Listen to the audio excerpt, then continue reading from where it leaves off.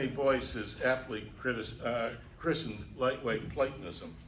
Lightweight Platonism comprises a meta-ontology and an ontology. According to the Kleinian meta-ontology, being is first not an activity. Rather, there is no important difference between what is expressed by any two of the open sentences. This is the first item on your handout. X is, something is X is X. The number of things that are X is not zero, and not everything is not X. Existence, moreover, is the same thing as being. There's no important philosophical difference between what is expressed by X exists and any of the sentences in the above list. It follows that there are no non-existent things, much less things that have no sort of being, whatever. The existential quantifier of formal logic expresses this being or existence. There's no important philosophical difference between what is expressed by there is a Y such that Y is identical with X and any of the sentences in the above list. The variables of formal logic are essentially third-person singular pronouns. Thus the sentence, there is an X such that for all Y, if Y is not X, X is the creator of Y, means, and now you have a sort of sentence that's surrounded by some curves. The curves indicate the antecedents of occurrences of third-person singular pronouns. Something is such that everything is such that if it is not, it is the creator of it. Quantification does not require specified domain of quantification, and there is, strictly speaking, no such thing as second-order logic or higher-order logic. In the words of the master, they are set theory in sheep's clothing. The proper method in ontology proper, now, is to attempt to determine what objects, the things we say in ordinary life and the sciences, imply the existence of. According to lightweight Platonism, our utterances imply the existence of things that are said, or things that can be said. Things that can be said, sans phrase, such as that New York is a large city, are propositions. Things that can be said about a thing, that is, say, that X is a large city, are properties. Things that can be said about a plurality of things, for example, that X is a larger city than Y, are relations. Every anetiological or non-causal thing is a proposition, a property, or a relation. And these things that can be said are non-causal. They can be neither agents nor patients, and they are necessarily existent. Let's call them abstract objects. Every mathematical object is one of these things, a proposition, a property, or a relation. Properties explain nothing. You don't explain the fact that the apple is green by saying it has the property of being green. Rather, it has the property of being green because it's green. Because abstract objects are non-causal, and because creation is a causal relation, abstract objects cannot be created. And fortunately, they don't need to be created because they're necessarily existent. But how can I say that when every Sunday I say the words, we believe in one God, the Father, the Almighty, maker of heaven and earth, and of all that is seen and unseen? My answer is that the quantifier, all that is restricted, as quantifiers in practical speech tend to be. And indeed, everyone will admit that it's restricted in one respect, since God himself is one of the unseen things.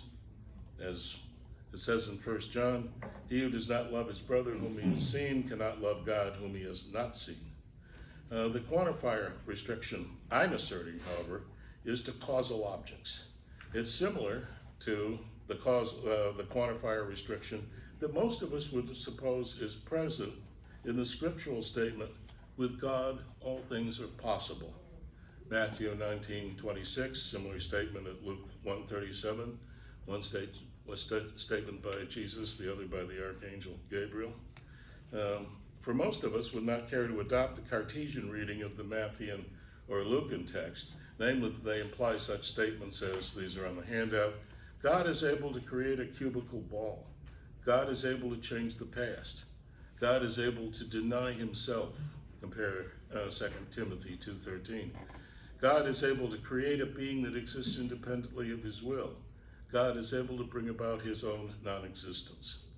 My position is that the statement, the creedal sentence, God is the maker of all that is seen and unseen, expresses in context a true proposition, and there are things that God has not made, such as himself, his It's a son. privilege to be participating in this book with so esteemed a metaphysician as Peter van Inwagen.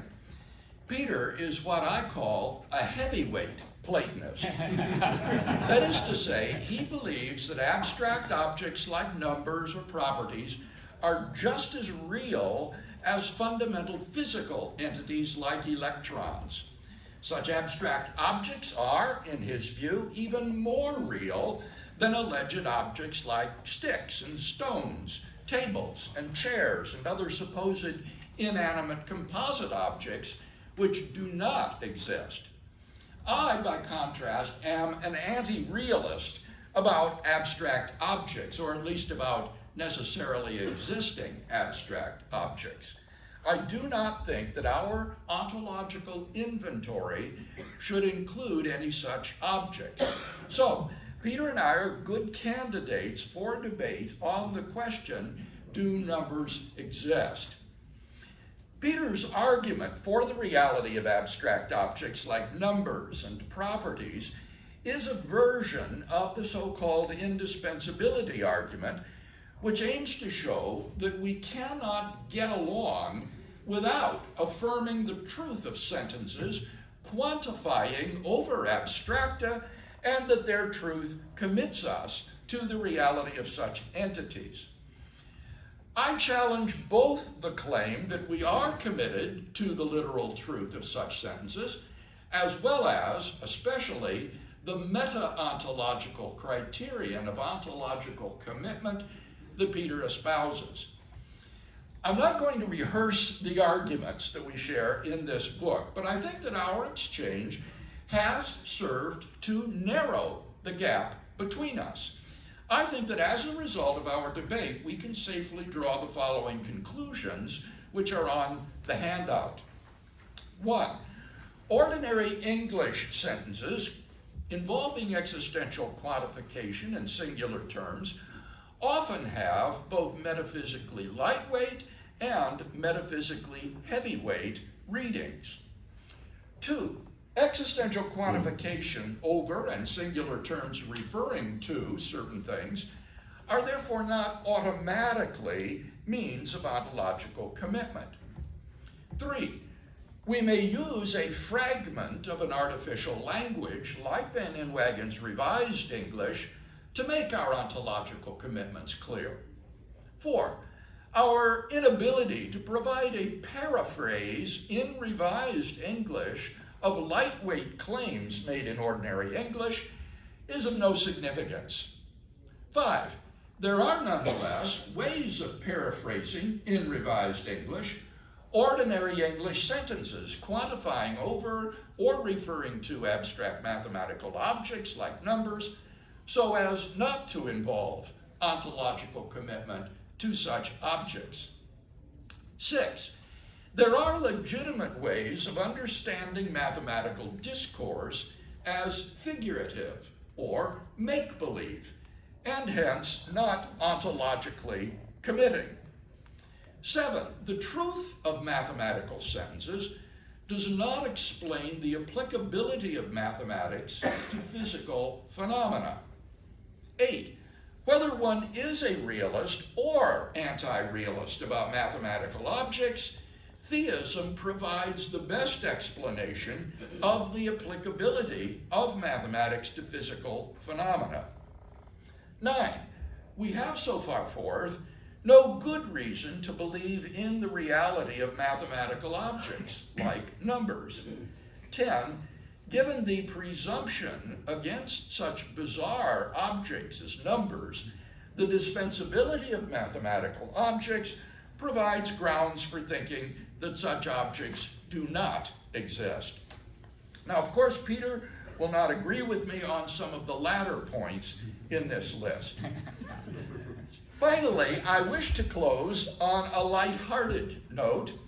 Peter is a great fan of the so-called double dactyl, which is a light verse form that typically begins with a nonsense phrase like higgledy-piggledy, And Peter has even published such amusing poems on philosophical themes on his own.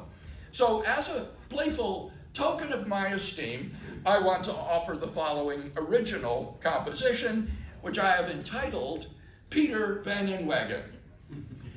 Higgledy-piggledy Peter Van Inwagen, meta-ontology borrowed from Quine, finds that some sentence is quantificational, foist on as entities, feign left behind.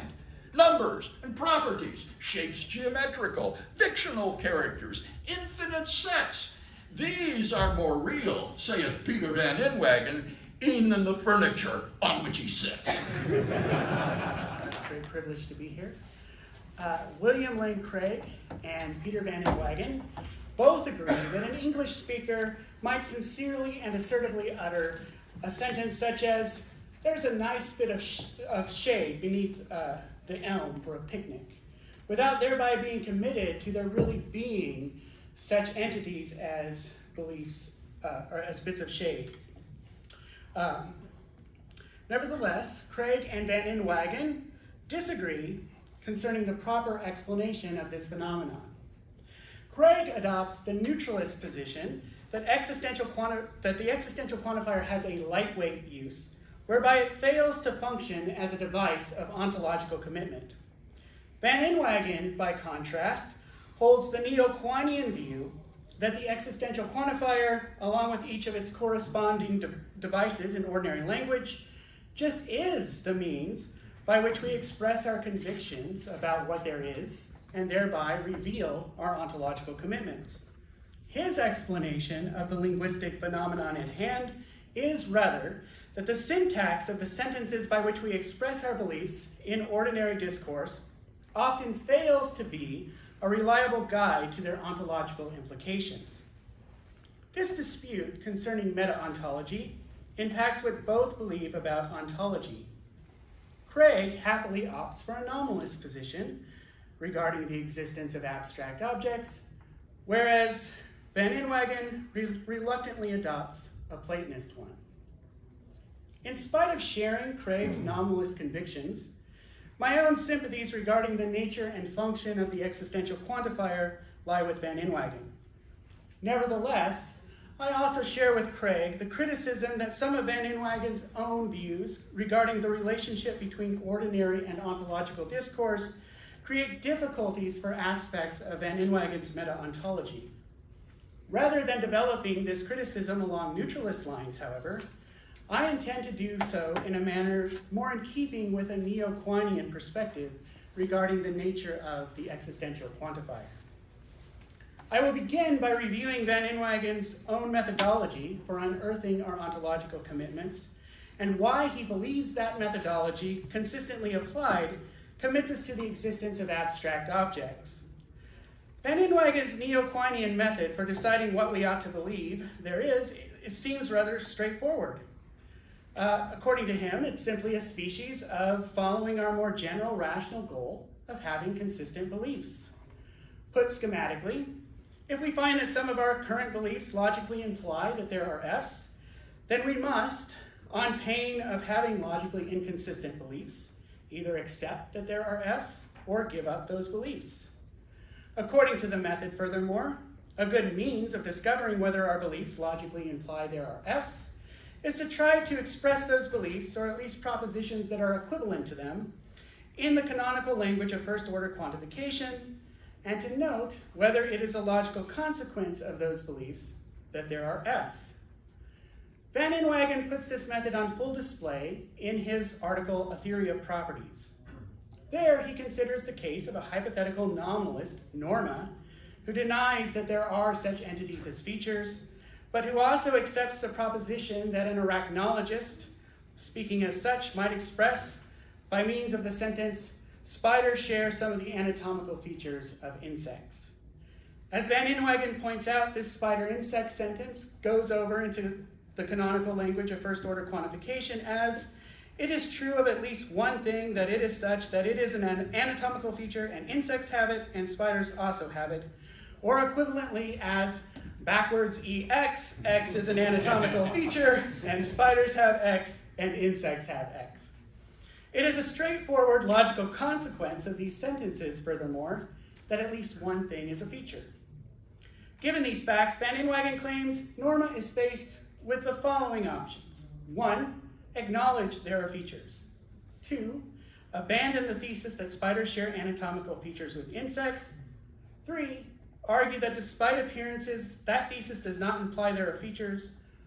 4, admit that her beliefs seem inconsistent while affirming her nominalistic faith that this seeming is merely apparent. Of these options, Van Inwagen maintains Norma is apt to find the third most attractive. According to him, the most likely method that Norma will deploy to argue that the thesis expressed by the spider-insect sentence does not imply that there are features will be to supply a paraphrase of that sentence, one that does not even appear to involve quantification over features. Nevertheless, Van Inwagen also argues there is no such paraphrase to be found, or at least none that fails to invoke entities that nominalists would also find objectionable. So, concludes Van Inwagen, the option that Norma should select is to cease being a nominalist and to acknowledge that there are features, or at least abstract entities of some sort. In what follows, I will argue that Van Inwagen's own views concerning the relationship between ordinary and ontological discourse undermines his argument for the conclusion that Norma's beliefs are logically inconsistent. I will also argue that there are alternative methods available to Norma, other than supplying a paraphrase, for the purpose of exhibiting the compatibility of the thesis expressed by the spider-insect sentence with her nominalist scruples. Consider the following passage from Material Beings, where Van Inwagen defends his view that there are no such entities as chairs from the charge that it is in conflict with our ordinary beliefs. Here's a quote from Van Inwagen. I do not deny that when ordinary English speakers, immersed in the ordinary business of life, utter sentences like, there are 2 very valuable chairs in the next room, they often say true things. In fact, I affirm it. Now look, comes the objection. Scare quotes, there are 2 very valuable chairs in the next room, entails, scare quotes, there are chairs, which is what you deny. The objection is misconceived. There are 2 very valuable chairs in the next room, and there are chairs, both of those in scare quotes again, are sentences, not propositions. Therefore, they neither entail nor are entailed, and they are not the objects of affirmation and denial. Moreover, any of the propositions that an English speaker might express by uttering, there are 2 very valuable chairs in the next room on a particular occasion, is, I would argue, consistent with the proposition that I, as a metaphysician, express by writing the words, there are no chairs. How is it, according to Van Inwagen, that the proposition an ordinary English speaker expresses by uttering the words, there are 2 very valuable chairs in the next room, fails to contradict the proposition that he, as a metaphysician, expresses by writing the words, there are no chairs? No doubt if another metaphysician, a misguided kind of Morean perhaps, were to use the sentence, there are 2 very valuable chairs in the next room, as a premise in an argument against Van Inwagen, the proposition that she would be expressing by means of that sentence would stand in contradiction to Van Inwagen's views. How then does the proposition expressed by an ordinary speaker by means of the same sentence fail to do so? Van Inwagen's answer is that the ordinary speaker and the metaphysician express different propositions when they utter that sentence, even abstracting away from differences that might arise because of the indexical elements of the sentence. The proposition expressed by the metaphysician, presumably, is the one that the standard sort of logical semantics for sentences involving existential quantification would assign to it. One that is true only if there is a variable for the variable x, such that the open sentence, x is a chair, is satisfied when x is assigned that value. In order for that proposition to be true, there must in fact be entities that are identical to chairs. Whereas according to Van Inwagen, the proposition expressed by the ordinary speaker is sufficiently empty of metaphysical commitment that the proposition it ordinarily expresses is consistent with the claim that he, as a metaphysician, expresses by denying that there are chairs. What drives this point of view on Van Inwagen's part, furthermore, is the Wittgensteinian thought that we should be inclined to regard most of the commonly held beliefs of those found within our linguistic community as true, provided at least that the world may be plausibly held to cooperate in the right way with the point of the speech and thought by which the people in our linguistic community are disposed to express those beliefs. But in most of the ordinary discourse in which we make use of sentences involving apparent quantification over chairs, recondite metaphysical debates over the nature of composition are far and away beside the point. This response, however, leaves us with two further questions. First, which proposition does Van Inwagen take the ordinary English speaker to be expressing when she utters, "There are two very valuable chairs in the next room"?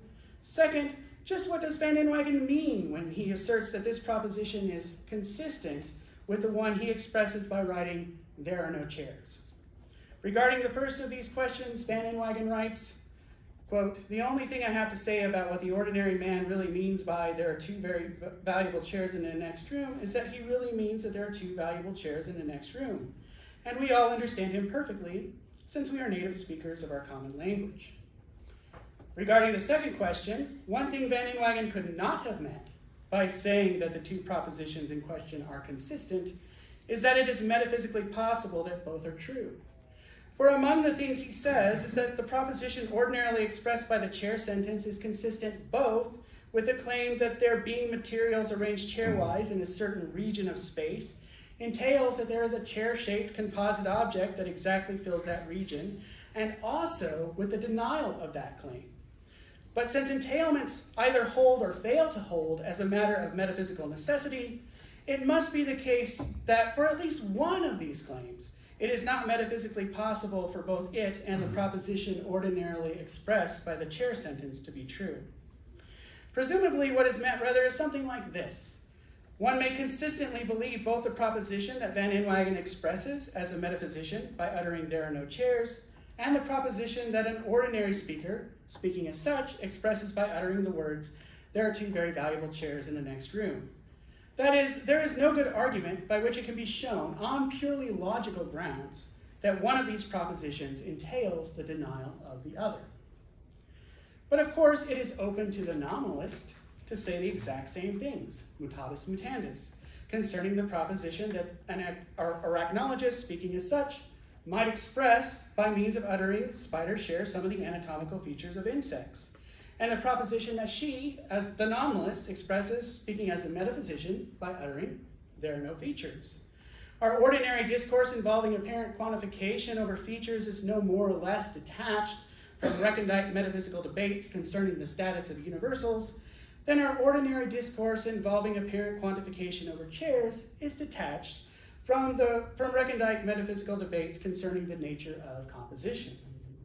Thus, by Van Inwagen's own lights, Norma fails to convict herself of having inconsistent beliefs when she nods along with the arachnologist's assertion. On the contrary, given Van Inwagen's own views regarding the relationship between ordinary and metaphysical discourse, the proposition the arachnologist expresses, speaking as such, when uttering the spider-insect sentence, is sufficiently devoid of metaphysical commitment so as to be consistent both with the Platonist affirmation of the proposition that there are features and the nominalist denial of that proposition.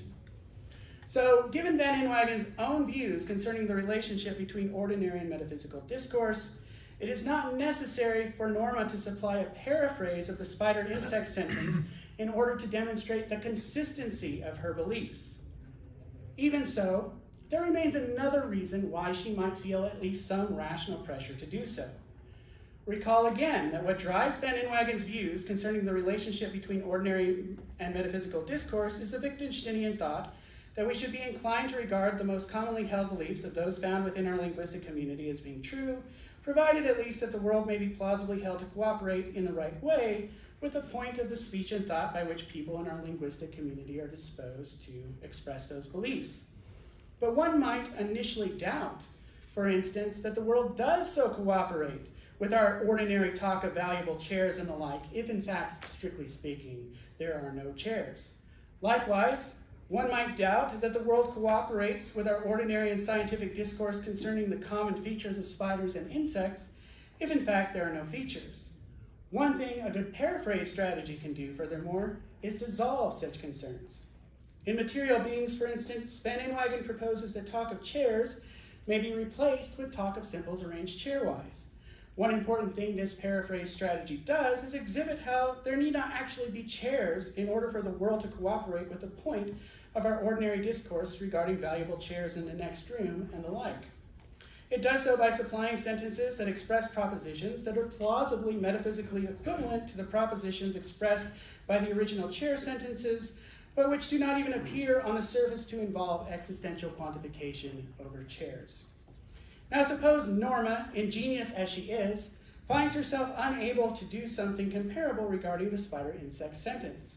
That is, suppose she cannot find a nominalistically friendly sentence that expresses a proposition that is plausibly metaphysically equivalent to the proposition expressed by the spider insect sentence, but which does not even appear to involve apparent quantification over features. That, one might think, casts doubt on the claim that the world really does cooperate with the point of the arachnologist's assertive utterance of the spider insect sentence, unless there really are such entities as features. Fortunately for Norma, however, offering a paraphrase of the spider insect sentence is not the only means by which she might exhibit how the world cooperates with the point of the arachnologist's assertion without actually containing features.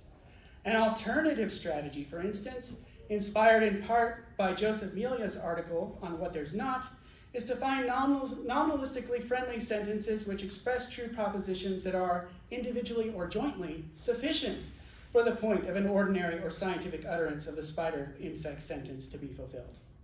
Such sentences, furthermore, are not difficult to find, at least not for any person with the most basic items of arachnological and entomological knowledge. The sentence, spiders are segmented and insects are segmented, would do, for instance, as would spiders are multi-legged and insects are multi-legged. The propositions expressed by these sentences clearly are sufficient for the point of the arachnologist's utterance to be fulfilled, but do not even so much as appear to involve quantification over features or other nominalistically unacceptable entities. Suppose, however, that owing to some unusually sheltered background, Norma finds herself uncommonly ignorant of arachnological and entomological facts, so much so that she finds herself unable to fill in the blanks in the following schema so as to ensure that the resulting sentence expresses a true proposition. Spiders are blank and insects are blank, where the blanks are to be uniformly filled by an adjective that serves as an anatomical predicate. Even so, she knows that if the point of an ordinary utterance of the spider-insect sentence is to be fulfilled, there must be some English sentence that is both an instance of this schema and which expresses a true proposition, provided at least that English contains an adequate stock of anatomical predicates. Even if she is not certain, furthermore, that English does contain an adequate stock of such predicates, she knows that if the point of an ordinary utterance of the spider-insect sentence is to be fulfilled, there must be some true proposition that could be expressed by a sentence that is an instance of this schema in an expanded version of English that does contain an adequate stock of such predicates. It's important to note that here Norma is not attempting to offer a paraphrase of the spider-insect sentence in terms of there being such a proposition. Propositions, schemata, sentence, and predicate types are also entities that she, as a nominalist, does not believe in.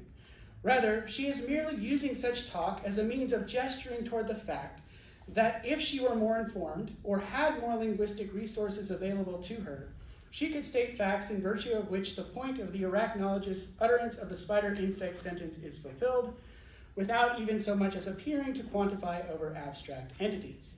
And so the Wittgensteinian line of thought Van Inwagen himself endorses provides her with reason to believe that the arachnologist speaks truthfully when saying that spiders share some of the anatomical features of insects, even if, strictly speaking, there are no such entities as features. So one way for theists to investigate whether there are abstract objects, such as properties or numbers, is to do exactly what non-theists would do. Go read all the best literature in metaphysics on the topic, think really hard about it, and eventually form a judgment about whether one side or the other has the better arguments. Having done this, the theist may then decide to investigate how or whether his theistic commitments are compatible with his newfound commitments about abstracta, and here difficulties may ensue. For example, suppose he takes ultimacy to be that necessary attribute of God according to which, if there is anything besides God, God made it. And suppose after his study of the literature, he opted for lightweight Platonism, according to which there are properties and these are not makeable. He'd have to make a tough choice to stay rational. Given lightweight Platonism, it follows that there is nothing such that it is the maker of everything that exists other than itself, from which it follows that God, so conceived, does not exist. So a commitment to lightweight Platonism demands either atheism or the rejection of divine ultimacy. Likewise, given a commitment to God as the maker of everything that exists other than himself, it follows that lightweight Platonism is false. So a commitment to God, so understood, requires either the rejection of abstracta altogether or a revised conception of abstracta according to which they are makeable after all. So our imaginary investigator has these four options, of which he must embrace at least one to stay consistent. Reject theism, reject ultimacy, reject abstracta, reject lightweight Platonism. Of course, he may end up embracing more than one. To reject abstracta is also to reject lightweight Platonism, but not vice versa. To reject God is to reject ultimacy, but maybe not vice versa. The point is just that our investigator has reached a crisis, given his discovery of the falsity of the conjunction of ultimacy and lightweight Platonism, and in order to move forward, he has to pick at least one. What would be a good way to go about making the choice? One sort of strategy is to remain completely unbiased and use the tools of logic and metaphysics to compare ultimacy and lightweight Platonism with respect to coherence, explanatory power, parsimony, and so on. Assuming they're both coherent, which view has the most bang for its buck? Now, it seems to me neither Craig nor Van Inwagen would recommend this strategy to our investigator. Each takes seriously authoritative theological sources such as scripture, the writings of important theologians, and the traditional Christian creeds. Craig thinks that the preponderance of evidence from these theological sources weighs heavily in favor of ultimacy and against lightweight Platonism. By contrast, Van Inwagen, no less deferential to these authorities, thinks that no one in the patristic age, or until quite recently, had even the slightest notion of an abstract object, and so any theological statement from these sources that implies ultimacy should be taken to include the qualification that if anything makeable exists, God made it. Since abstract objects, as lightweight Platonists think of them, are not makeable, their existence and their independence from God is no real threat to at least some version of ultimacy. So both Craig and Van Inwagen are biased or partisan on this issue. Neutral cost-benefit analysis is not good enough for either, given the theological stakes. I think that this bias is entirely appropriate, given the stakes. Of course, each marshals independent arguments taken from metaphysics to support their competing views about the merits of lightweight Platonism, but I want to focus here on the way in which theological bias should color the dispute between Craig and Van Inwagen. To get started, I want to concede, for the sake of argument, that if we were completely ignoring theology and attending just to the old debates about realism versus nominalism, lightweight Platonism would be the clear winner, the best of all competing views for its coherence, explanatory power, simplicity, and elegance. So I'll take this for granted for the sake of argument. As good Christians who believe God has made the world with a structure that is intelligible and has given us good cognitive equipment for grasping at least significant parts of that structure, we should assume that if a theory, T, produced by a field of inquiry with methods apt for producing knowledge, is the best theory among competitors with respect to whatever data it is developed to explain, we should be willing to assent to T at least prima facie. But as Christians, we also think that rational inquiry cannot reach every deep truth about the world. that God is a Trinity is a necessary truth and probably the most important truth there is. And the majority view of theologians is that reason could never have discovered God's Trinitarian nature. It's something we take to be revealed, and once received as revelation, we can think carefully about it and show that it's logically possible. I am pretty impressed by this feature of Christianity, that it affirms the efficacy of rational inquiry while also denying that everything that is the case is in principle discoverable by rational inquiry. And this feature of Christianity merely suggests, that some line of rational inquiry might be pursued perfectly satisfying its field's canons of good inquiry, and arrive at a theory T that is clearly superior to any other theory developed along the same lines of inquiry, and may nevertheless be false. Let's say, for example, that the line of inquiry is the realism-nominalism issue, and the field of inquiry is metaphysics, and Van Inwagen's lightweight Platonism is unsurpassably superior to any competing theory that has been or will be developed along the same line and field of inquiry. I think it could still turn out that as Christians we should take lightweight Platonism to be false. Suppose, for example, there were an attribute of God, F, revealed to us through sacred scripture, but not discoverable by reason alone. We should believe that God is F. But now suppose that God is F is incompatible with lightweight Platonism. Then we should reject lightweight Platonism, even knowing it is the best theory unaided metaphysics can produce. We would be free to pick another theory, which is less good relative to the norms of metaphysics than lightweight Platonism, so long as it was at least internally coherent and compatible with the revealed truth that God is F.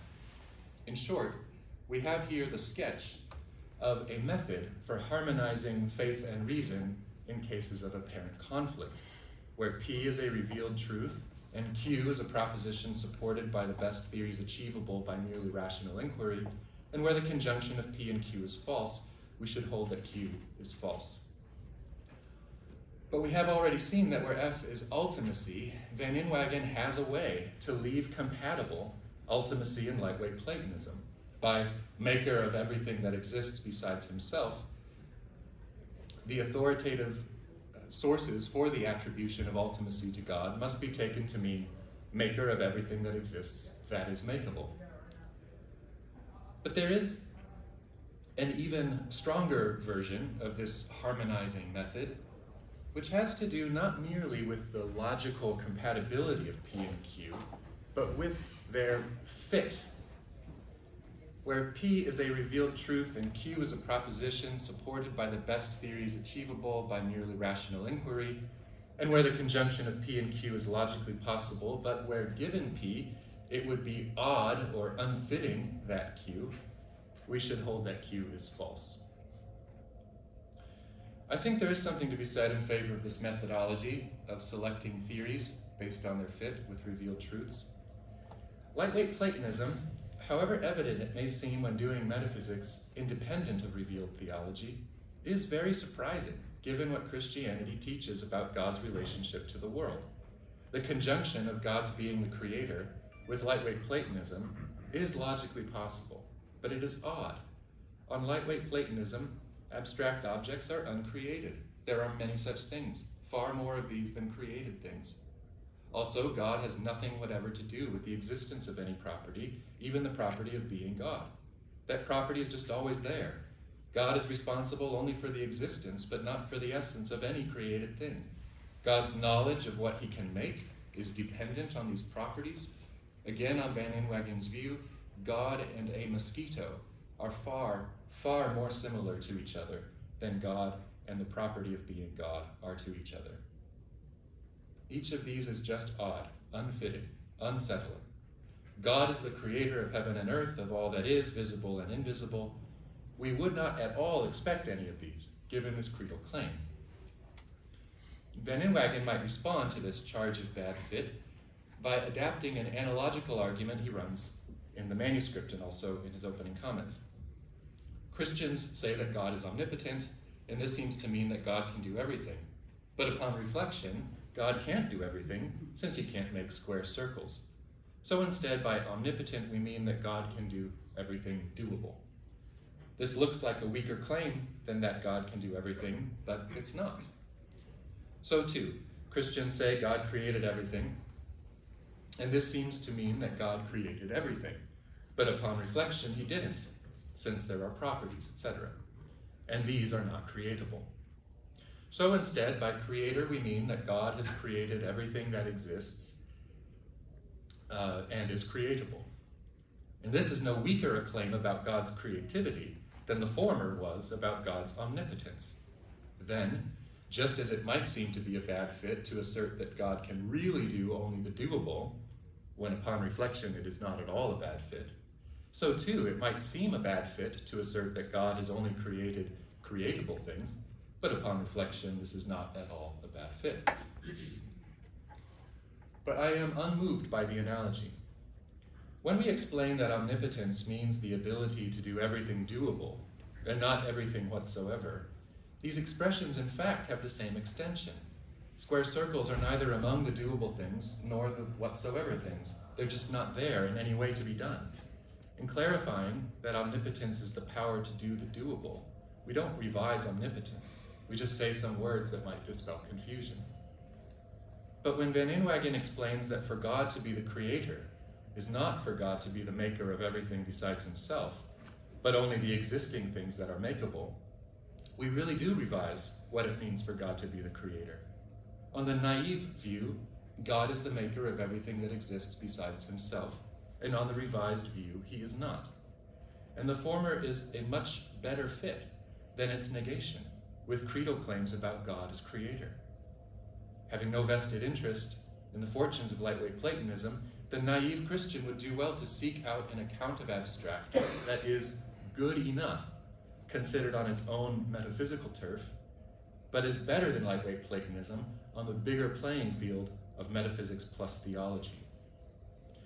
So I think that while Van Inwagen may be able to preserve a lightweight version of ultimacy by the metric of mere logical consistency, this version of ultimacy is inadequate by the metric of theological fit.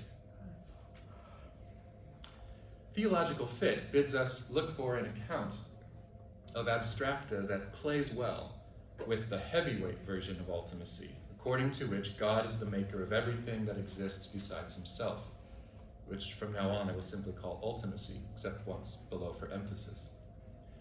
Craig and I conspire against lightweight Platonism, and I think he and I share more or less the same sort of method in doing metaphysics that touches on divine things, a method which demands that authoritative theological claims be taken seriously enough in our philosophical theory building and selection that we end up professing theories that are not only logically compatible with the theological claims, but where relevant are a good fit with those claims. But Craig and I differ about the merits of divine conceptualism. To clarify briefly, the view that I prefer, exemplarism, is not strictly speaking a version of divine conceptualism, but the differences between these views are not relevant to my disagreement with Craig, and so I'll say little about them. Conceptualism rejects abstract objects in favor of ideas in the mind of God, and promises these ideas can do all the work abstract objects can do. Assuming the coherence of the view, conceptualism is obviously compatible with theism, and it is a good fit with theism. A point that late antique and medieval authors emphasize, but which is not always appreciated in contemporary debates, is that conceptualism is best motivated by thinking through what it must mean for God to be the creator. Logically prior to any act of creation, God knows what he can create. This makes plausible the thought that God has ideas of what he can create. But he can't get these ideas from creatures, since there aren't any. So either he gets them from uncreated things besides himself, or he does not. But if the former, then God's knowledge of what he can create depends on the existence of other uncreated things. It is unseemly, a bad fit, to hold that God depends for his knowledge about what he can create on things outside himself. So the latter. God does not get his ideas of what he can create from things besides himself. So either he does not get them from anything at all, or he gets them from himself. Here's where conceptualists and exemplarists differ. The standard conceptualist view is that God's mind is eternally, non-derivatively stocked with ideas. The whole realm of intelligibility, including of what can be created, exists in God's mind and nowhere else until or unless God makes anything. The exemplarist view, espoused by thinkers like St. Thomas and Duns Scotus, is that he gets his ideas from himself. God's ideas about anything besides himself are, in some mysterious sense, ideas that are ultimately derived from his perfect self-knowledge. Craig offers three powerful objections to conceptualism, which apply mutatis mutandis to exemplarism. First, the bad or stupid thoughts objection. Must the conceptualist hold that God eternally thinks about himself doing bad things? Or must God eternally contemplate falsehoods? In some sense, yes. God, we might say, eternally, occurrently beholds every possible proposition able to be formed by the joining together of his ideas. So he eternally contemplates the proposition that Tom does wrong. Does it follow that he eternally contemplates the proposition that God does wrong? Yes, but I think this is true for this reason. I think it is broadly logically impossible that God does wrong. So God beholds, let's say, some sort of grammatically permissible conjoining of God and doing and wrong, but sees the impossibility of that conjoining, and so can no more entertain the thought than he can entertain the thought of a square circle. The same might be said for stupid things, since God by nature is not stupid.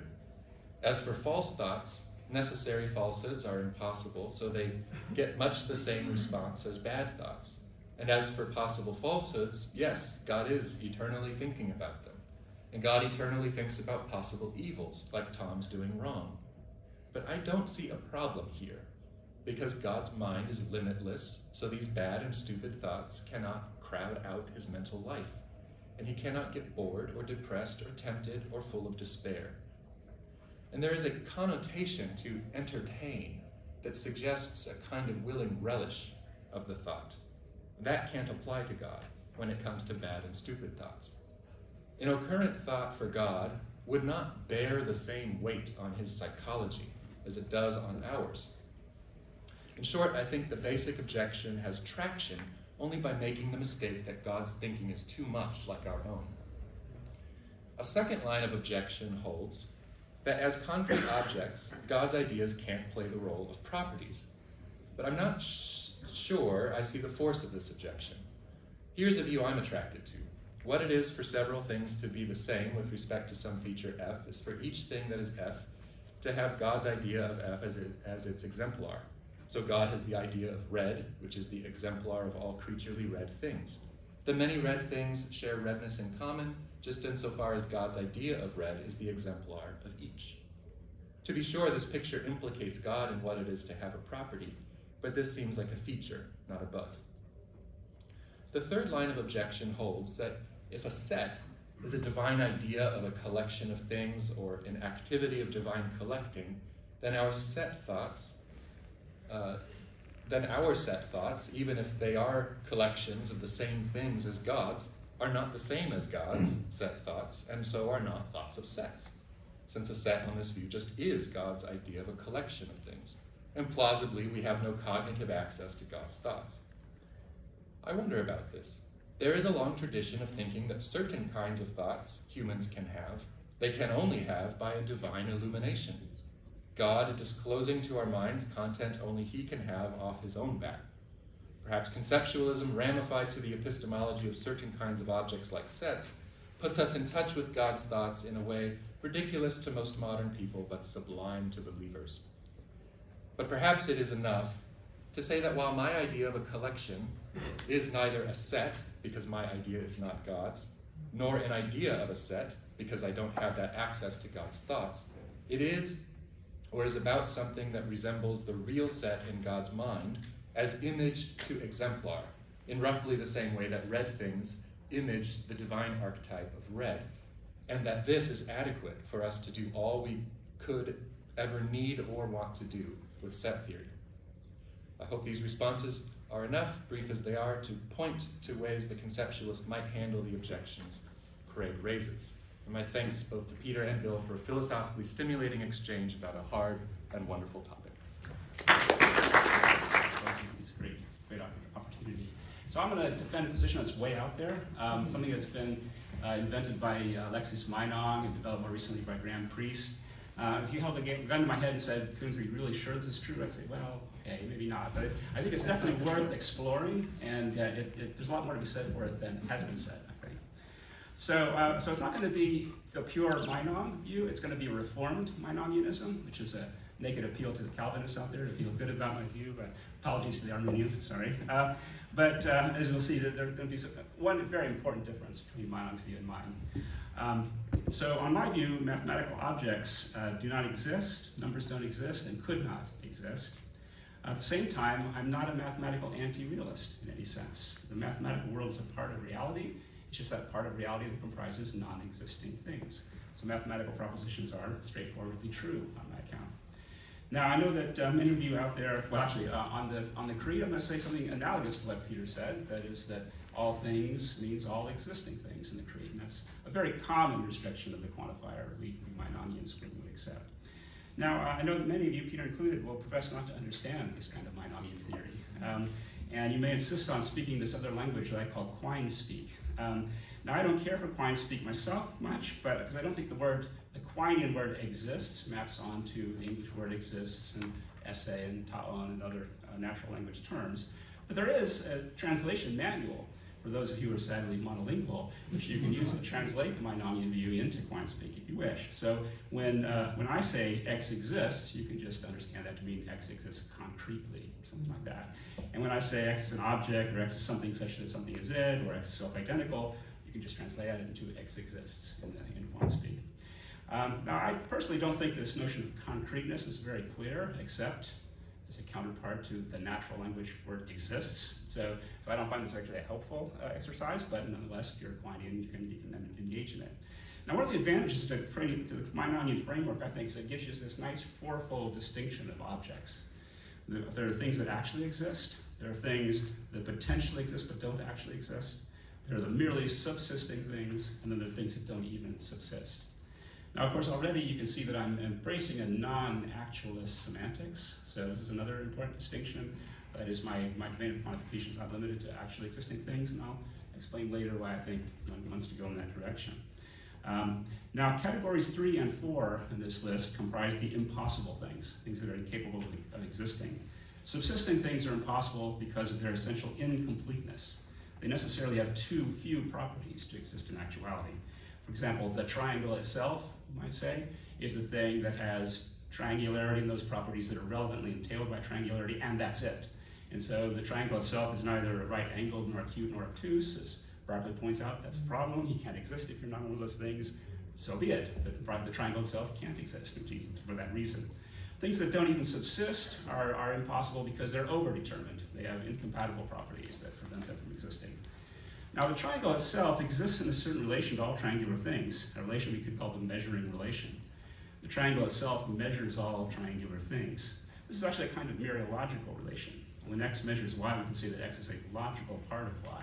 And we can actually borrow all the axioms of standard mereology here in this logical parthood relation. But of course, again, these are non-existing things that are measuring existing things in this case. Non-subsisting things are things that have metaphysically incompatible properties were they to exist concretely. These non-subsisting things don't measure anything at all, or perhaps they measure each other, but they don't measure anything that could potentially exist. So mathematical objects, including numbers, are in the category of subsisting things. They measure things, but they cannot themselves exist. So given the fact there is this translation manual, why do I insist on using this peculiar language instead of just adopting Quine speak? Well, I think that Quineans can also, after all, Quineans can also say that God is, as Peter does, God is the creator of all existing concrete things, right? And they can say that abstract things are essentially uncreatable and that they couldn't possibly be concrete. And so it seems like we're saying more or less the same thing. Nonetheless, the Quinean, I think, faces a dilemma here, and this is the dilemma that others have mentioned. Are these mathematical objects internal to God or external to him? If external to him, then God is not the creator of everything existing outside of himself. Abstract things would be external things that exist necessarily and are not dependent on anyone God's will. I don't have to say that in my improved language. If the abstract things are internal to God, then we lose any meaningful sense in which God is simple. So in either case, it seems that God would depend on something distinct from himself or his own divine attributes, as Tom mentioned. God's sans abstract objects would be incapable of any knowledge or intentional action. So the Meinongian seems to have an advantage here. In fact, I think only the Meinongian can embrace the things that Thomas Aquinas writes about divine ideas in Summa Theologia. So I'm going to try and convince Tom that his exemplarist view has to be a Meinongian view, actually. Abstract objects are real, but only as objects of God's understanding, and extent by extension of ours. They have absolutely no existence of their own, nor are they parts of God. Unlike us, God does not understand these abstract ideas via some internal representation. Instead, all the abstract objects are direct objects of a single act of divine understanding. So let's focus for a minute on the mathematical facts. I think it's actually more important here to think about facts than it is about objects. So I'm going to sort of push us out of ontology back to metaphysics for a minute. There's a Euthyphro-like dilemma here, I think, lurking in this area. Does A, God think that 2 + 2 is 4 because 2 + 2 is 4? Or B, is 2 + 2 = 4 because God thinks so? Or neither, right? Those are the three possibilities. Now, the first two horns seem to be somewhat problematic, right? If God's mathematical knowledge is determined by an independent domain of mathematical fact, this threatens his sovereignty and aseity. If mathematical fact is determined by God's thoughts, and these thoughts are absolutely unconstrained, this would threaten to make the mathematical facts contingent. So it seems if we're Aquinas Platonists, we're going to have to if we're Aquinas Platonists, these mathematical facts would have to consist in a relation between three existing things, 2, 4, and addition. And the only way that such a relation could depend on God's thought would be for God to cause the relation to hold. And causation implies contingency of the effect. So the Aquinas Platonists must either suppose that God's knowledge is dependent on things independent of himself, existing independently of himself, or they must suppose that mathematical facts are contingent. Now, as in the case of morality, I think the best solution to the Euthyphro dilemma is a kind of identity theory. It is for 2 + 2 to be 4 is for God to think it's so, and vice versa. There's only one fact here, not two. So neither one depends asymmetrically on the other. However, I don't think this kind of identity solution is available to the Aquinas Platonist. If 2, 4, and the addition operation are existing things in their own right, then the mathematical relation holding between them cannot be identified within the activity of divine thought. The Meinongian, on contrast, has no difficulty here, since the numbers and the numerical operations do not exist. They are merely objects of divine cognition and nothing more. Now, why can't the Aquinas Platonists make exactly the same moves? As I mentioned, there's a translation manual account, right? And indeed, they could. So isn't the difference between the two theories merely a verbal one, so why would we make such a big deal about it?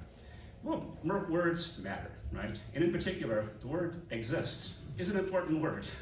It already has a meaning in natural language. We can't stipulate, like Alice's Humpty Dumpty, that it will just mean whatever we want it to mean. So it makes a difference whether we say that God exists, God creates everything else that exists, or that God creates everything else that exists except abstract objects. There's a difference there. And whether we say that everything that is necessarily an object, we say that everything is necessarily an object, or that everything necessarily exists. Or whether we say that God's thinking that P is identical to the fact that P, where P involves some mere objects of God's thought that don't exist, or that God's thinking that P is identical to P, even when P involves relations among existing things that God did not create. In each case, the Aquinas counterpart, the Aquinas translation, is much less plausible than the same proposition expressed in natural language, real English, I think. If that's right, then I'll have to say something in defense of the anti-Aquinas or Meinongian meta-ontology. And before I do that, let me sketch briefly the kind of reformed, priest-inspired Meinongianism that I want to defend. I've got 6 basic principles. I just realized there should be 5, right? So let's combine 5 and 6. We have 5 points of reformed Meinongianism for us. First of all, nothing is or could be a round square. Okay? So don't tell me that there are some round squares out there in the hallway, because I'm not going to look for them. Necessarily, everything is necessarily self-identical, an object. Right? And necessarily, anything that's self-identical is self-identical in the actual world. So M1 through M3 give us a fixed domain across all possible worlds, a fixed domain of quantification. Right? Some things, nonetheless, are impossible, incapable of existing. In particular, some impossible things would be round and square if they existed. And some impossible things would not be round and square if they existed. right? So we have non-trivial per impossibile conditionals, right? So there's nothing that's rounded square, of course. Nothing could be rounded square. There are things that would be rounded square if they existed. And these are some of the impossible objects. And we can sort of generalize this to M6 to any. Whether I really want to use any open formula is an open question, actually, I think. But the point is, we don't want to restrict these open formulas just to the metaphysically possible Fs, but to a much wider class of Fs. Now, following Precis, I'm going to give up on Meinong's characterization principle, as you can sort of see that from what I've already said. Meinong was committed to the view that round squares are round and square. In contrast, I'm going to say that nothing is round and square, and consequently, the definition, the round square, if it's interpreted in a Russellian way, fails to pick out any object whatsoever. Nonetheless, there is an impossible object x, in my view, which, if x were to exist, x would be round and square, right? And if we wish, we could call this the round square itself, right? If you allow me to extend the definite description in this way, as a kind of abbreviation of the thing that would be round and square, and that's it, if it existed. So here's, I've got on the handout Meinong's characterization principle and the reformed characterization principle, again, inspired by Precis, which basically says that not that VF is F, right, but rather VF is something such that if it were to exist, it would be F and nothing more, or the nothing more is kind of filled out in terms of some sort of notion of relevant implication from Fness, right? Now, as is well known, Meinong's characterization principle leads to a morass of contradictions and paradoxes. The round square is round and square, of course, and of course it's impossible and non-existent. What about the possible round square, right? By Meinong's principle, it would have to be possible, and the existing round square would have to exist, and so on. Now, there are various ad hoc attempts to avoid these paradoxes, going back to Meinong himself, but none of them are satisfying. Much better to abandon the characterization principle and go to the reformed one instead. Now, one more crucial piece of the puzzle, this slight digression, I think it's an important one. Meinongians and I would argue that our standard understanding of propositions in analytic philosophy in the last 60, 70 years or so is misconceived. And so that includes pretty much everybody, other than a handful of us.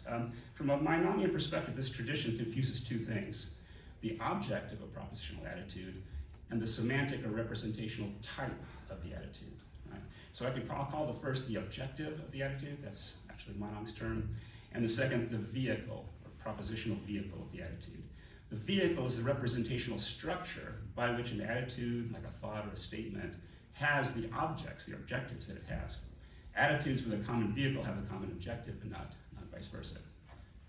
Barring complexities like in Mexico, which let's set aside for a minute. So what's an objective? An objective is a fact or a factoid. It's something that, if it exists, is a fact, and if it doesn't, it would be the fact if it did exist. Contingent objectives do not merely subsist, they either exist in actuality or they exist potentially. For objectives, truth and falsity are not semantic properties. The truth of an objective is just its existence, the actual existence of the objective. It's falsity, it's non-existence. Vehicles and all objectives are logically complex. It doesn't make sense to talk about a disjunctive or a negative objective. The objective is just a fact, or a would-be fact. Vehicles, in contrast, can be logically complex. Vehicles can have the irreducibly semantic properties of true and false.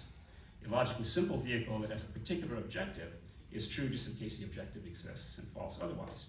Logically complex vehicles have the truth conditions that depend on the Tarskian clauses, typical Tarskian theory.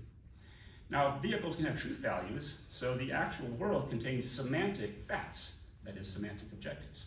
For example, the fact that it is true that either the sun is a star or the moon is not spherical.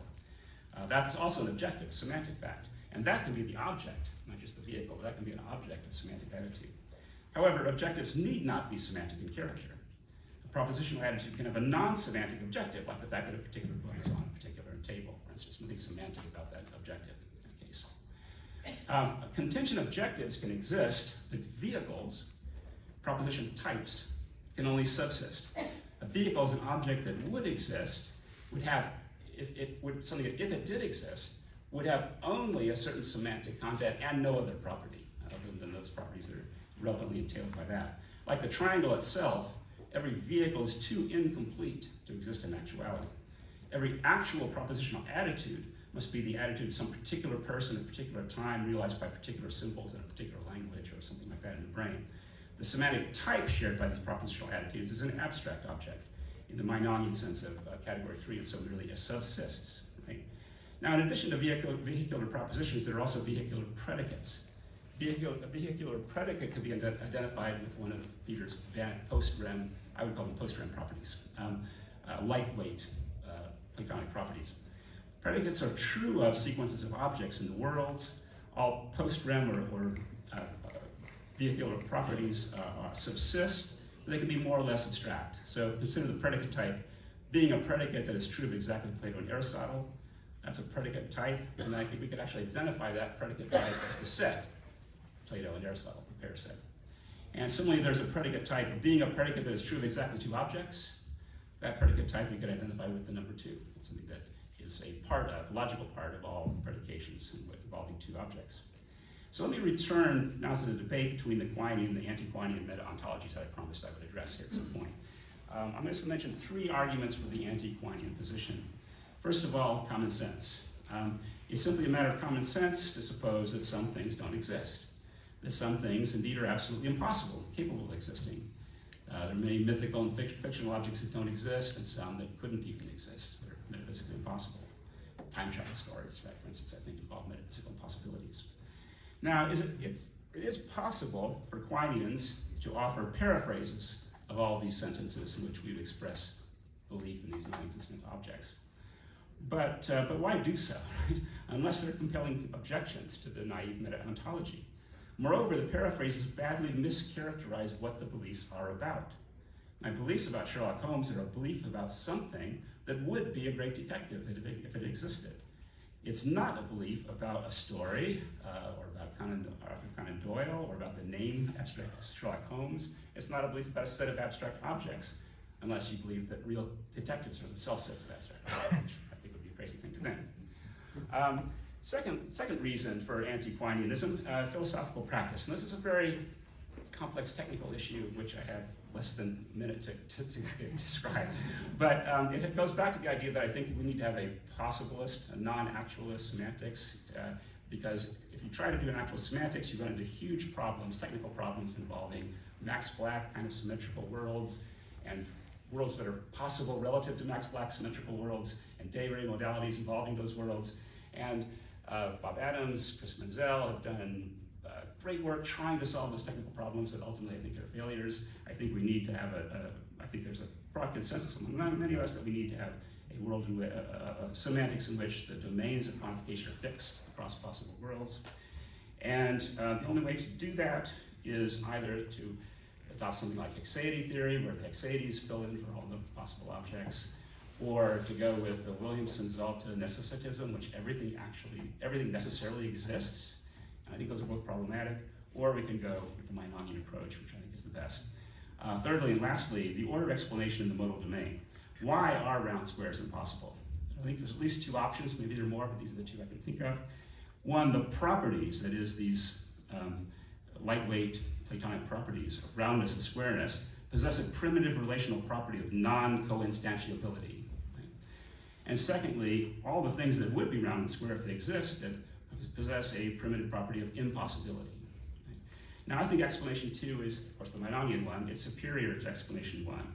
How could facts about these properties, which are admittedly representational in nature, be the ultimate ground of impossibility with respect to concrete reality? That gets the representational cart before the represented horse, seems to me. And let me close with just one final thought. So Peter refers in the book to Russell's famous argument that if 2 + 2 is 5, then Russell, is the Pope. And actually I think that the antecedent 2 + 2 is 5 is actually a very extreme example of an impossible antecedent. And in fact, if you start thinking about it, I think Russell's right. If 2 + 2 is 5, he would be the Pope. Right? Almost everything would be true in that case. But I don't think we should generalize from that one case to the conclusion that all conditionals with impossible antecedents are true, trivially true.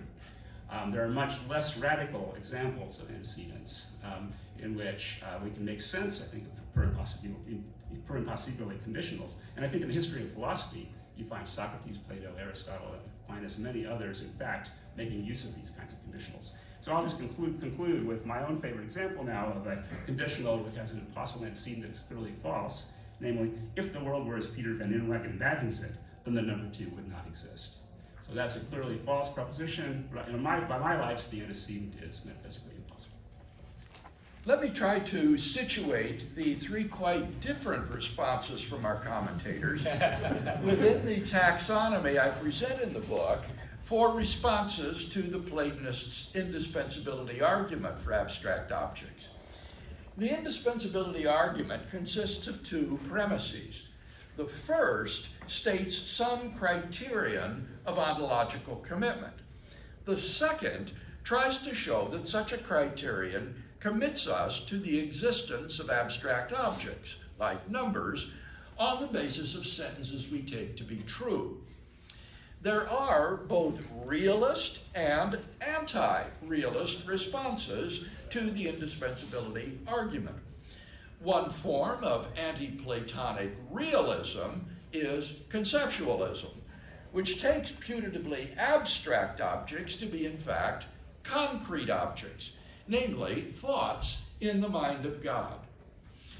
This view represents the mainstream Christian position from the time of the Church Fathers, like Origen, until the 19th century. Thinkers within this tradition might accept the Platonists' criterion of ontological commitment, but then deny that the sentences we assert commit us to the reality of abstract objects. Thomas Ward would situate himself somewhere within the conceptualist tradition. Among the many anti-realist responses to the indispensability argument are neo-Meinongianism and what I call ultima facie strategies. The neo-Meinongian believes that there are things that do not exist.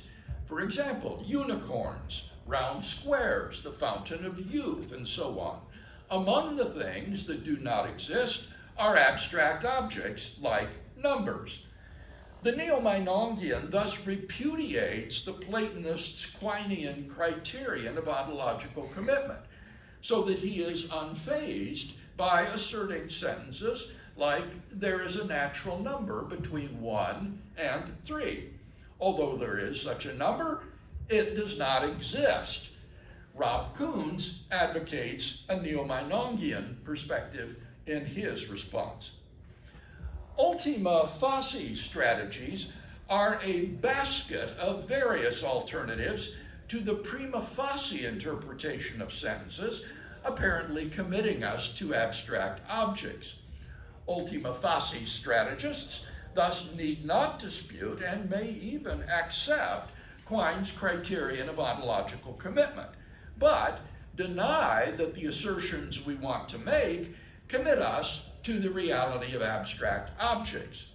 Ultima facie strategists might offer an acceptable paraphrase of the allegedly committing sentence, or they might interpret the allegedly committing sentence figuratively, so that ultima facie, we do not find ourselves ontologically committed to abstracta. Kenneth Boyce offers an engaging version of such an ultima facie strategy. Although I'm not in full agreement with any of our commentators, I am content with all of them, for they all avoid commitment to abstract objects. It's been rightly said that I have never met an anti-Platonism that I didn't like. These diverse views help to show that we are by no means obliged to adopt Peter van Inwagen's Platonic realism. So let's begin with Ward's realist alternative to Platonism. Ward's exemplarism is a type of conceptualism in that it rejects abstract objects in favor of ideas in the mind of God, and promises these ideas can do all the work abstract objects can do. It differs from what Ward calls the standard conceptualist view in that God's ideas about anything besides himself are in some mysterious sense ideas that are ultimately derived from his perfect self-knowledge rather than non-derivative. More than 2/3 of Ward's comments are devoted to methodological issues rather than to an explication and defense of his exemplarism. So let me begin there. I heartily endorse a method in doing metaphysics that, as he says, demands that authoritative theological claims be taken seriously enough in our philosophical theory building and selection that we end up professing theories that are not only logically compatible with the theological claims, but where relevant are a good fit with those claims. It is therefore ironic that no such method, at least on my part, plays a role in this book. You see, Routledge originally proposed that our book be entitled, "Did God Create Numbers?" But they no more intended this question to be theological than Einstein's question, did God have a choice in creating the universe? In such questions, the word God is used metaphorically. Fearing that people would think that our book was about philosophy of religion, however, Routledge changed the title to "Do Numbers Exist?"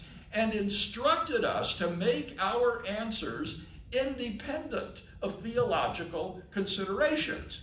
So, in my contributions to the debate, I focus on the Platonist indispensability argument for abstract objects and the anti-Platonic defeaters of that argument. The only argument I offer against Platonism is not theological, but a sort of dispensability argument against abstract objects. That being said, as my work elsewhere shows, I do think that Platonism is theologically unacceptable because it compromises God's status as the sole ultimate reality and therefore should be rejected. But I would vigorously protest Ward's characterization of such a method as biased, resulting in conclusions that are not determined by the best theories achievable by merely rational inquiry.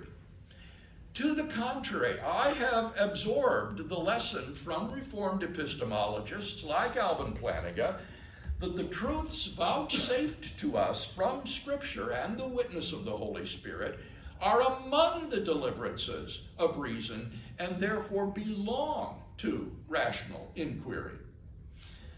Ward's frequent references to lightweight Platonism are also apt to be confusing. Peter and I understand the distinction between heavyweight and lightweight Platonism differently. I think that lightweight Platonism is very difficult to distinguish from neo-Meinongianism and is therefore compatible with God's being the sole ultimate reality. But we both agree that if lightweight Platonism is incompatible with our Christian commitments, then so is heavyweight Platonism. And thus the focus of our debate is not lightweight Platonism. Consider now Ward's defense of conceptualism. When I commenced my study of God and abstract objects, I anticipated that I would situate myself within the mainstream Christian tradition of adopting divine conceptualism as my preferred alternative. But once I began to realize the weakness of the arguments for Platonism and became aware of the plethora of plausible anti-Platonic alternatives, conceptualism lost much of its appeal because it seemed to concede too much to the realist. It still remains something of a fallback position for me, but I see no reason to be a realist. Ward flatters me by saying that I have offered 3 powerful objections to conceptualism. I actually offered these merely as worries about conceptualism. My intention was not to refute conceptualism, but to motivate my Christian colleagues to look more seriously at anti-realist alternatives to Platonism, most of which remain largely unknown to Christian philosophers. I would be delighted if Ward could dissolve these worries and so provide a plausible, anti-Platonist, conceptualist alternative. As for the bad or stupid thoughts objection, the difficulty is that conceptualism requires that these vile thoughts be occurrent thoughts in God's mind in order to serve as the reference of abstract object terms.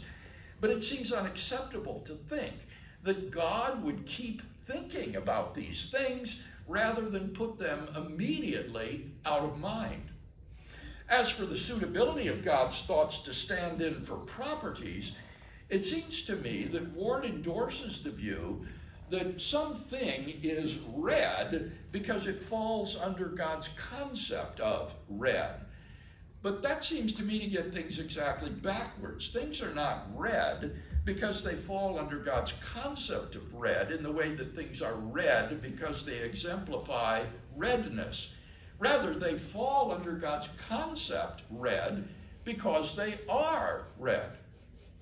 As for the suitability of divine thoughts for playing the role of mathematical sets, Ward seems to agree that since sets are God's particular collectings, and God and I have different mental collectings, the quote-unquote set I form is not a real set. But if sets are determined by membership, how could it not be the real set since it has the same members? As I say, these are just worries, and I look forward to Ward's forthcoming work in defense of exemplarism. But I would encourage him to ask himself seriously, why be a realist in the first place? Let's turn now to our two anti-realist alternatives. I don't pretend to understand fully Koons's neo-Meinongianism. I do worry, however, that he is in danger of trivializing his bold claim that there are objects that do not exist when he offers to translate his central principles into what he calls Quine speak. For then his claim that there are objects that do not exist becomes the claim that there are objects that do not exist concretely. But that is Peter van Inwagen's position. In order to offer an alternative to Platonism, Koons needs to claim that there are objects like numbers that do not exist at all, whether abstractly or concretely. Now, Koons would free Meinong's original theory of objects of Meinong's characterization postulate or principle, which assigns to non-entities the properties specified by their descriptions. That principle required that an object like the existent golden mountain is both existent and golden, and therefore exists, which we know to be false. As Koons says, the characterization postulate leads to a morass of contradictions and paradoxes. Therefore, the neo-Meinongian needs to restrict in some way the characterization postulate such that an object need not possess all the properties which might be used in describing it. In the face of these problems, Nicholas Griffin complains that the devices required to save Meinong's theory of objects are complex, awkward, ad hoc, and not always clearly successful. Peter Simons makes the intriguing comparison of Meinong's theory of objects to Cantor's set theory. In both cases, the naive theory was found to embody contradictions, and so restrictions had to be imposed. In set theory, restrictions on the principle of comprehension, and in the theory of objects, restrictions on the characterization postulate. In neither case has consensus been reached how this is best to be done. Koons proposes not to restrict, but to jettison the characterization postulate. But then what remains of Meinongianism? What makes Meinongianism unique and troubling is the claim that objects which do not exist literally have properties. In other words, what is at issue here is the Meinongian rejection of so-called serious actualism, according to which only existing objects have properties. As the appellation non-serious actualism none too subtly indicates, views that non-existents have properties are generally taken to be wildly counterintuitive. So, what is left to neo-Meinongianism once the characterization postulate is denied? Reject the characterization postulate, and neo-Meinongianism seems to collapse into another alternative to Platonism, namely neutralism, according to which quantificational logic is taken to be neutral with respect to ontological commitment.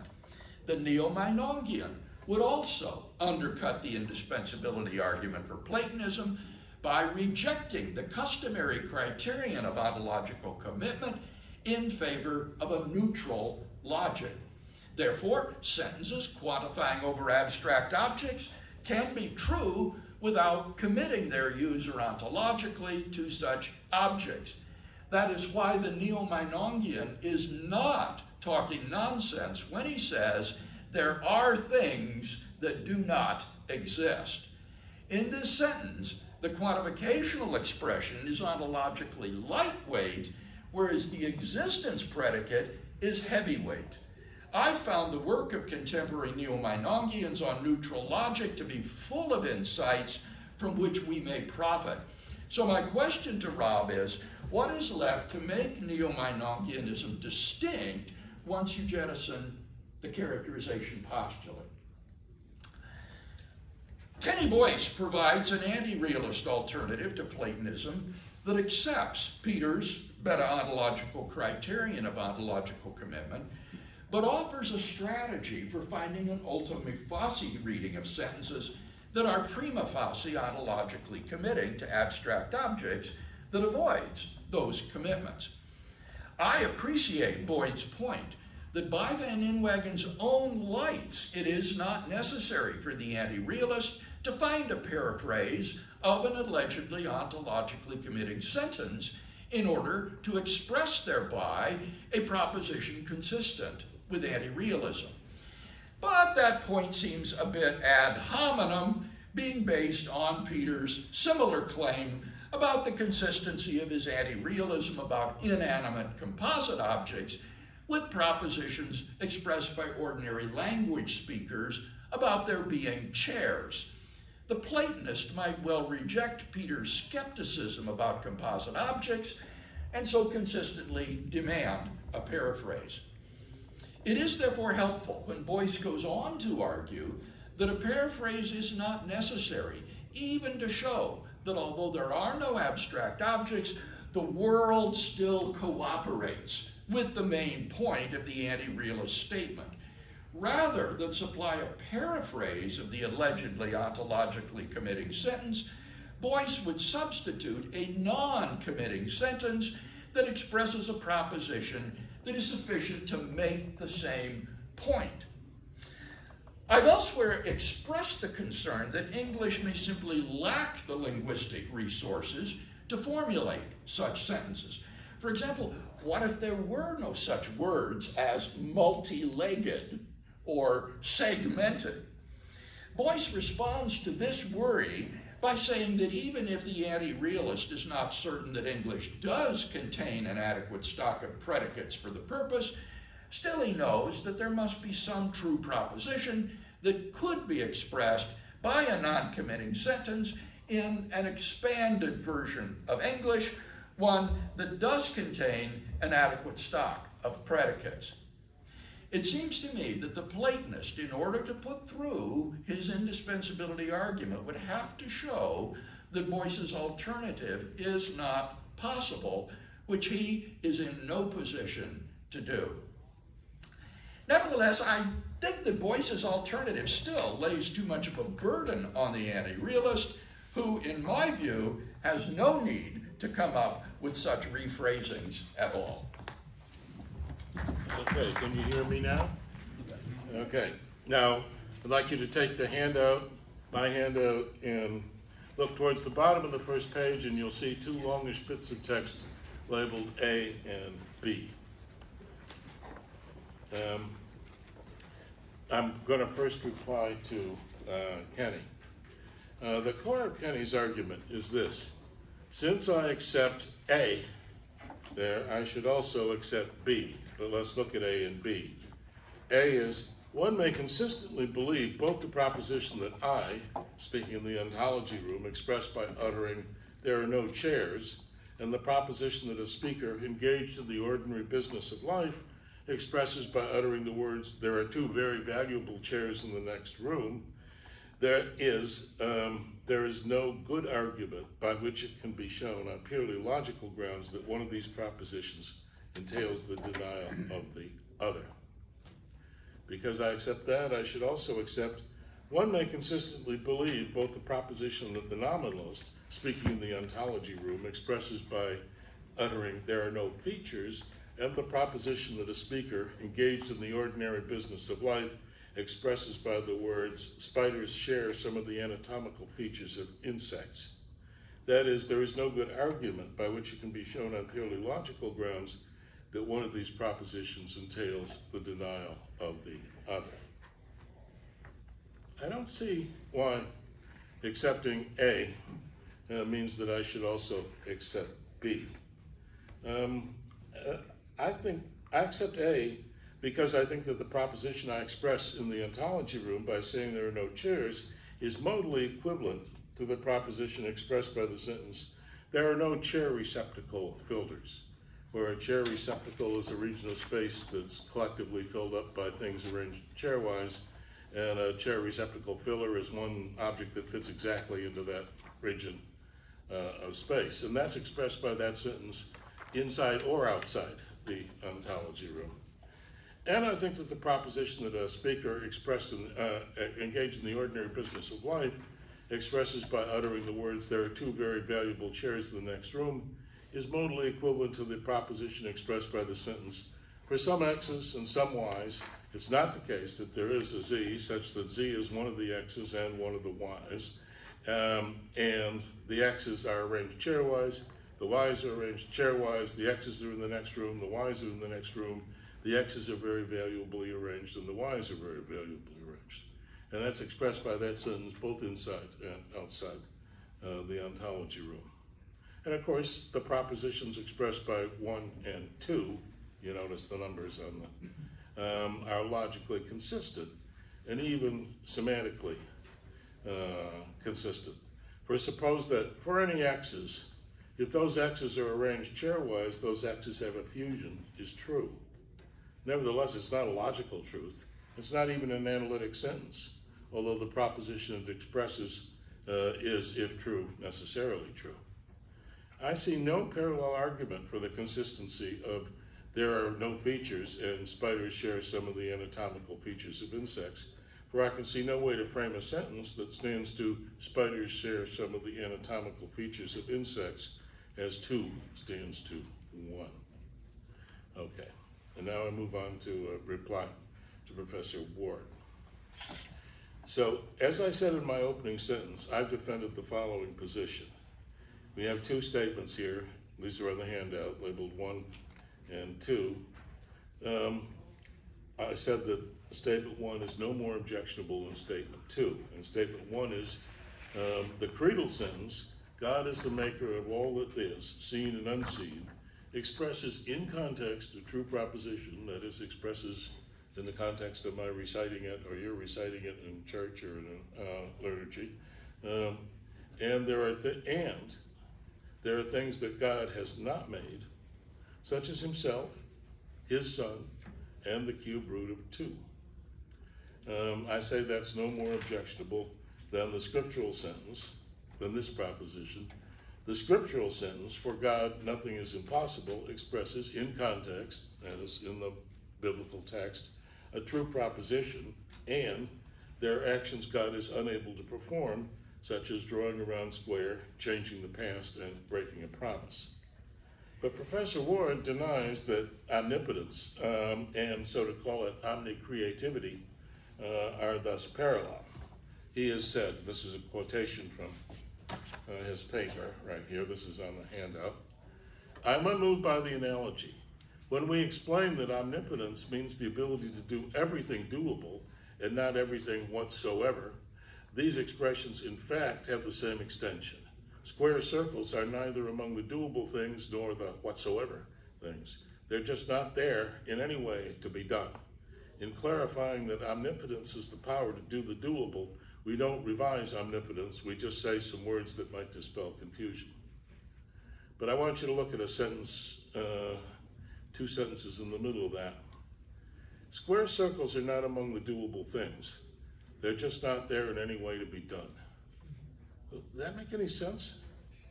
I mean, a circle, square or not, is not the kind of thing to which the words doable or not doable apply.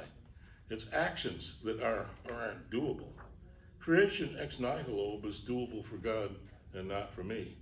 Breaking a promise is doable for me, but not for God. Drawing a square circle is not doable for me, and if Descartes will forgive me, not doable for God either. Well, I mean, the undoable action, drawing a square circle, is there to be talked about. It's not a Meinongian impossible object. It has a perfectly consistent set of properties. But if you resist that statement, I'll make my point in terms of the action breaking a promise. That's an action that's all too frequently performed. So it's there by anyone's standards, and yet God is unable to perform it. I concede, of course, that square circles are not there to be drawn, but a picture of President Biden planting an American flag on the asteroid Ceres isn't there to be drawn either, and drawing is certainly of such a picture is a doable action. Now, I may be wrong to say that statement 1 is no more objectionable than statement 2, but if I am wrong, I don't think that Professor Ward has located my mistake. Okay, now I pass on to Professor Koons. Imagine first, I'd like you to imagine an archaeologist whose attempts to discover the site of the lost city of Imramhut have so far been an abject failure. His wife, who is not an archaeologist, asks him whether he is sure that Imramhut ever existed. He replies, "Oh, there's no doubt of that. There are lots of documents and inscriptions that give detailed and more or less consistent descriptions of Imramhut, and linguistic analysis proves that they're independent of one another. That would be vastly improbable if Imramhut never existed." Imagine, secondly, a mathematician who is attempting to solve a recalcitrant differential equation called Rostov's equation. Her husband, who gratefully abandoned the study of mathematics as soon as he had scraped through high school algebra, asks her why she is so sure that the equation has any solutions. She replies, "Oh, I know that solutions to Rostov's equation exist. That's an immediate consequence of the Peano existence theorem, which says that if a differential equation satisfies certain conditions, solutions to that equation exist, and it's easy to show that Rostov's equation satisfies those conditions." I think that exist means the same thing in the archaeologist statement and in the mathematician statement. Rob thinks that the word has different meanings in the two statements. I'll try to explain why I think that exist means the same in the two sentences. Consider the following list of open sentences. This is there on the handout. The number of things identical with X is greater than 0. It is not the case that everything is something other than X. There is such a thing as X. X is identical with X. Something is identical with X. There is a Y, such that Y is identical with X. X exists. I would not go so far as to say that the sentences in this list all mean the same thing, but I would say that they come close to meaning the same thing. They're as close to one another as meaning as are the two sentences in each of the following pairs. X has 2 daughters. There is a Y, there is a Z, such that Y is the daughter of X, Z is the daughter of X, Y is not identical with Z, and for all W, if W is the daughter of X, W is either Y or Z. Secondly, X is a descendant of Y. For any Z's, if Y is one of the Z's, and for all W, for all V, if W is one of the Z's and V is a child of W, then V is one of the Z's, then, and parentheses, then X is one of the Z's. In my view, there's nothing for X exists to mean but something that's as close in meaning to the number of things identical with x is greater than 0, or it is not the case that everything is something other than x, or any of the other things in the list, as 1 is to 1 prime, or 2 is to 2 prime. If, moreover, I were denied the use of exist, I should find any of the other items in the list a perfectly serviceable replacement for it, as far as meaning goes anyway. Admitted there might be replacement might face pragmatic difficulties, length, awkwardness, unwanted complexity, and so on. But I certainly consider the number of things identical with God is not 0. And it is not the case that everything is something other than God as perfectly adequate expressions of theism, quite as good as God exists. Rob, of course, will have none of this. He thinks that the number of things identical with the Cheshire Cat is greater than 0, and that it is not the case that everything is something other than Pegasus. And he thinks there's something for x exists to mean, such that the Cheshire Cat does not exist, despite the fact that the number of things identical with the Cheshire Cat is greater than 0, at least assuming that the words the Cheshire Cat are supposed to denote a cat.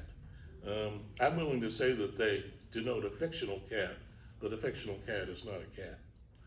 I have no idea what that meaning for x exists could be, however. Of metaphysical necessity, cats occupy regions of space-time, and God, who is aware of every cat in every region of space-time, is not aware of the Cheshire Cat.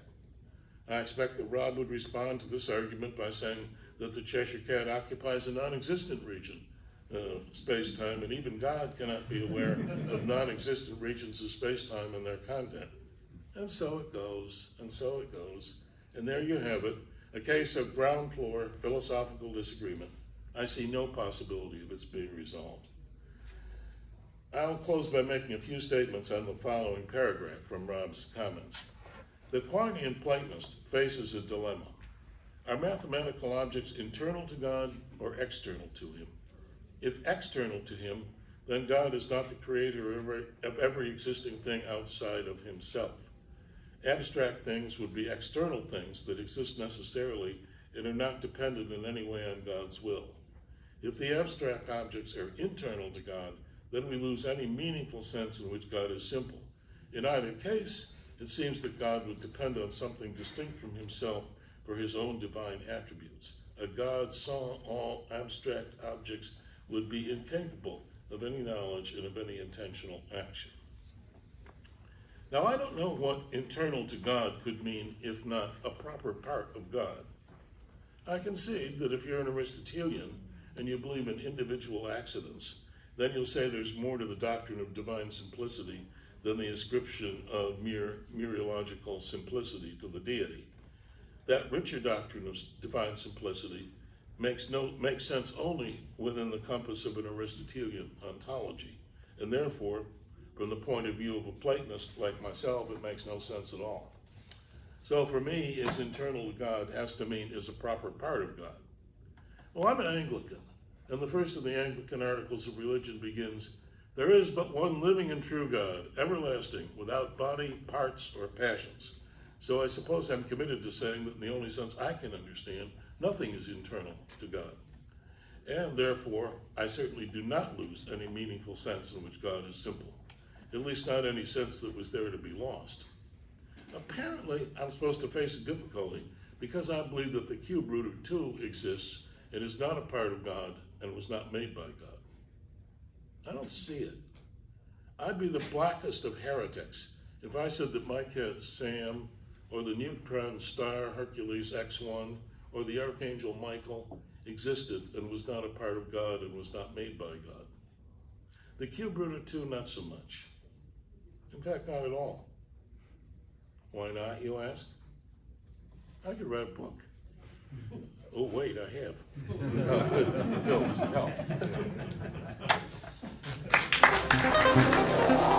help.